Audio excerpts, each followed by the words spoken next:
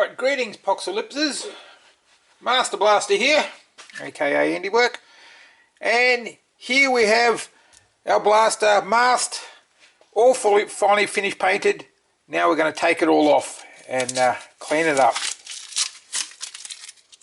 So I've got tape masking as well as clay masking.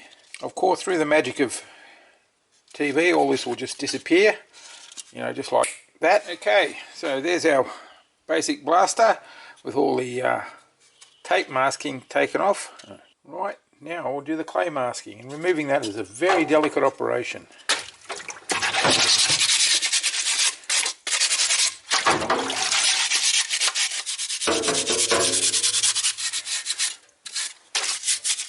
And take off the signage, stencils.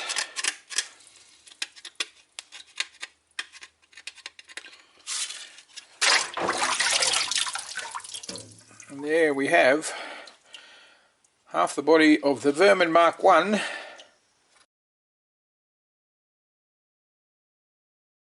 So the next one here, this one's called Little Baby. What I've done with this one, this mod is so simple.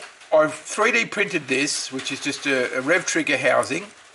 And what you do is you open up the blaster, take out all the locks and garbage, everything, and you just leave the actual trigger switch connected. And that goes down in there, like so. Now if I get myself a pair of tweezers and hold that back in place while I screw in this screw, right. So that screw is holding in the switch, not going to go anywhere, and the switch's own internal spring is operating the rev trigger. So that goes there like that. When I put it in, I'll put in a lump of epoxy putty behind there, close it up, and I'll have time to reposition it. So that is basically it. The wires go up through the body, and I've created channels and paths for it so it's out of the way and it's not going to get tangled up in all the excess. That's a bit of excess, I might have to shorten that. But what I've done with the other side is I've created a dual 9-volt system just so that your power lasts longer. So we've got that one and that one.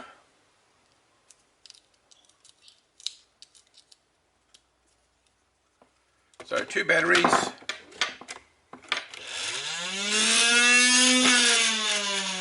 Those two together are 11 volts. They read as 11 volts, so they don't go much higher.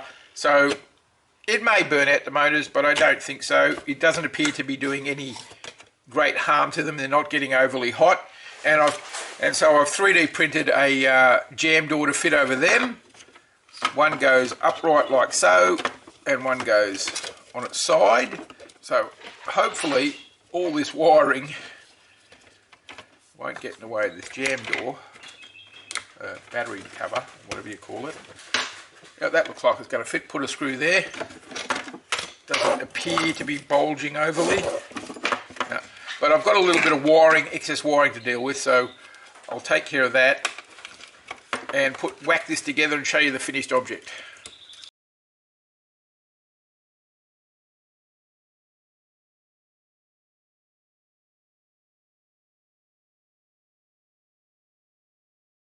Right, hi guys, Handiwork here. Now, sorry for the darkness, but that's to illustrate a point. What I've got here is a box which has got 5 downlights which I salvaged from a house. The problem is they're a yellow tinge, warm, whatever.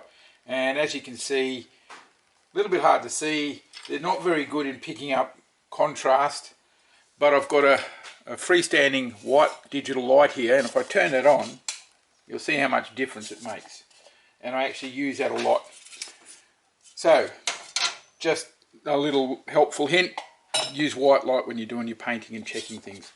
Now, so this is the red back, all stripped down, ready to go. Okay, first maybe I should explain the reason for all these wild and wacky colours on the blasters. Aside from the fact, 1, I like them, and 2, I've learned that with proper weathering, it really doesn't matter what colour you paint them, they still look alright. That's not a problem. But the main thing is the police in Western Australia are pretty freaked out by anything that looks like remotely like a real gun. We're not even allowed to have gel blasters in this state. And they're going to be present at the POX ECLIPSE event. So, and it's been said anything that looks like a real gun will be confiscated and banned. So, I'm trying to make them look like used real guns, but not look like real guns. So, the colours. So, this is the redback. Called that because of an Australian spider known as the redback. Pretty deadly, kill you with a bite. I think in America the equivalent is the black widow. Maybe they're the same species, I don't know. So this is just at the first stage of spraying over with the undercoat, the rust colour, the background, whatever you want to call it. I do a mist spray just to cover everything lightly, and then another colour to get full coverage, and then the salt goes on and the silver, and then the colours on top of that. So because it's called the red back, it's going to have a red back all along the top. So I'll probably mask along one of these lines here, all the way along. The top will be red. The rest of the rifle will be metallics, black, and maybe another third colour, I'm not sure. What I'd like to do is have a nice big red back graphic somewhere like that, or I don't know, have it so when you pull back the slide you see the graphic there and it's got its fangs up or something.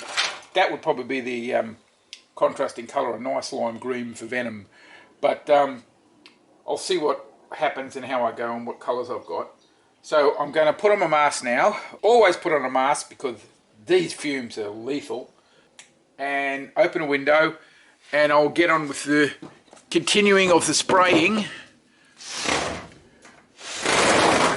And once that's done, I can start working out exactly how I'm going to do this paint job, because I'm not quite sure at the moment. It sits like that, so yeah, probably run it along that line there. Something like that, I don't know, maybe along these lines. That's probably a good idea, yeah. I was even thinking of maybe, since I only need this part of the slide, actually cutting off along this line here. And you got a block there that'll hit the back when it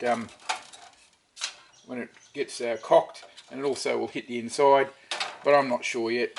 It's just, you know, for the sake of making it look a bit different. So anyway, I'll get on with this and we'll move along.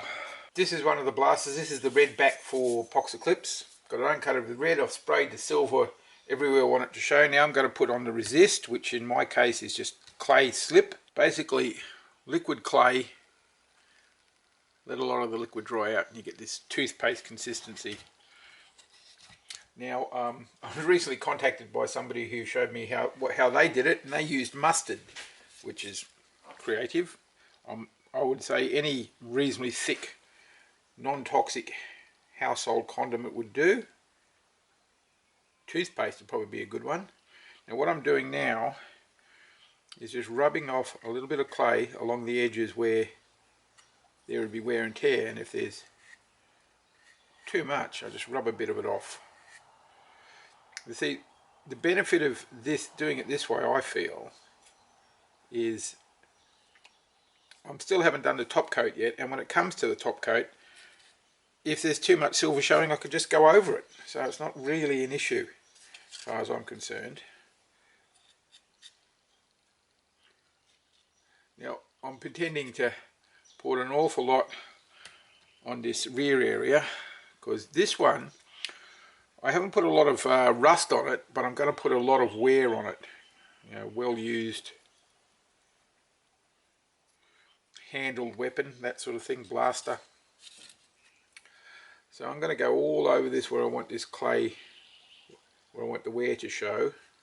Any raised edge basically is going to show it, especially if it's, you know, in this genre, you know, old, really, really old.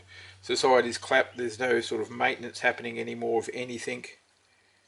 And the butt I've been toying with whether I'm going to paint that to make look grey or something, but since it actually sort of blends in as another metal bit, I'm going to put an awful lot of wear on the raised parts of the butt.